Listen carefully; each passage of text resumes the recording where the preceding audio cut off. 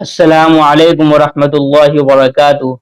دوستو، آج میں آپ لوگوں کے سامنے اس لیے آیا ہوں کہ آپ لوگوں کو بتلا سکوں کہ اگر کسی شخص پر جادو وغیرہ کر دیا جائے تو وہ اس جادو کے اثر کو کیسے ختم کرے، اس جادو کے اثر کو کیسے زائل کرے۔ تو اس سلسلے میں آپ لوگوں کو کچھ قرآنی آیتیں، کچھ وظیفے بتلاؤں گا، جس پر اگر آپ عمل کریں گے تو انشاءاللہ آپ کو ضرور بھی ضرور فائدہ ہوگا۔ تو ان وظیفوں کو سننے سے پہلے میری آپ لوگوں سے گزارش ہے، اگر آپ میرے اس چینل میں پہلی مرتبہ آئے ہیں تو میرے اس چینل کو سبسکرائب کر دیجئے اور بیل آئیکن کو دبا دیجئے، تاکہ اسی طریقے کا اسلامی معلومات کی ویڈیوز سب سے پہلے آپ تک پہنچتی رہے۔ دوستو، آج میں آپ لوگوں کو اس ویڈیو میں 3 چیزیں بتلاؤں گا۔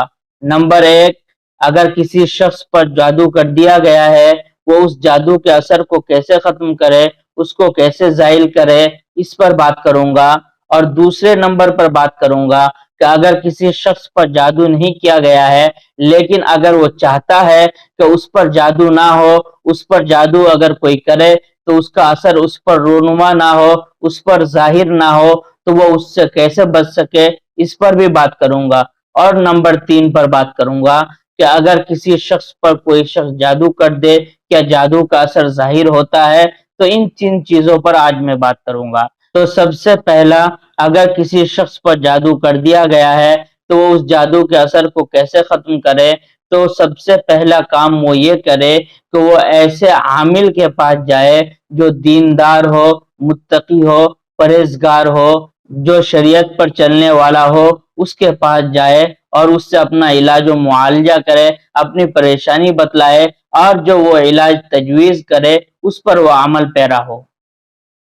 کیونکہ موجودہ دور میں آپ دیکھیں گے کہ بہت سے لوگ ایسے پیر باباؤں کے پھندے میں پھنس جاتے ہیں، ایسے ڈھونگی باباؤں کے ماتحت آ جاتے ہیں جن کا مقصد ہی اس کام سے یہ ہے کہ لوگوں کو لوٹا جائے۔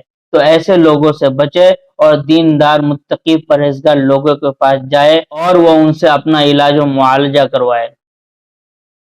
دوسرا یہ کہ اگر کسی شخص پر جادو نہیں کیا گیا ہے لیکن وہ چاہتا ہے کہ آئندہ کے لیے اس پر کوئی اگر جادو کرنا چاہے تو اس پر جادو کا اثر نہ ہو، اسی طریقے سے کسی شخص پر جادو کر دیا گیا ہے تو وہ بھی اس عمل کو کر سکتا ہے۔ چنانچہ وہ قل هو اللہ احد اور معوذتین یعنی قل اعوذ برب الفلق، قل اعوذ برب الناس رات کو سوتے وقت 3 مرتبہ پڑھے اور صبح سو کر اٹھنے کے بعد 3 مرتبہ پڑھے۔ پڑھنے کے بعد اپنے ہاتھوں پر دم کر لے اور پورے بدن پر پھیر لے، تو انشاءاللہ اگر ایسے شخص پر کوئی جادو کرنا چاہے تو جادو کا اثر اس پر بالکل ظاہر نہیں ہوگا۔ اور اس کے علاوہ میں ایک دعا بتلا دیتا ہوں جس کو آپ صبح شام پڑھا کریں، انشاءاللہ آپ کو ضرور فائدہ ہوگا۔ وہ دعا یہ ہے، اعوذ بکلمات اللہ التامات من شر ما خلق۔ صبح شام اس دعا کو پڑھ لے، انشاءاللہ اس شخص پر کوئی جادو کرنا چاہے تو جادو کا اثر ظاہر نہیں ہوگا۔ اور تیسری بات میں نے کہی تھی، کیا جادو کا اثر دوسرے پر ظاہر ہو سکتا ہے؟ مطلب یہ ہے کہ اگر کوئی کسی پر جادو کرے تو کیا جادو کا اثر ظاہر ہوتا ہے؟ تو ہاں، جادو کا اثر ظاہر ہوتا ہے، کیونکہ نبی کریم صلی اللہ علیہ وسلم پر بھی ایک یہودی نے جس کا نام لبید بن عاصم ہے، اس نے نبی کریم صلی اللہ علیہ وسلم پر بھی جادو کر دیا تھا اور نبی کریم صلی اللہ علیہ وسلم پر بھی جادو کا اثر ہو گیا تھا۔ تو اس سے یہ بات ثابت ہوتی ہے کہ اگر کسی پر کوئی جادو کر دے تو جادو کا اثر ظاہر ہو جاتا ہے، لیکن اسلامی شریعت میں بالکل حرام ہے کسی کو پریشان کرنے کے لیے اگر جادو کر دیا جائے تو یہ بالکل ناجائز اور حرام ہے۔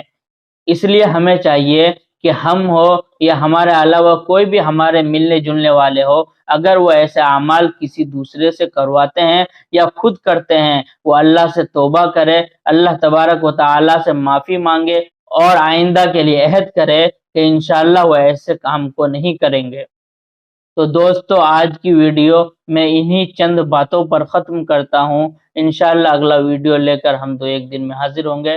السلام علیکم ورحمۃ اللہ وبرکاتہ۔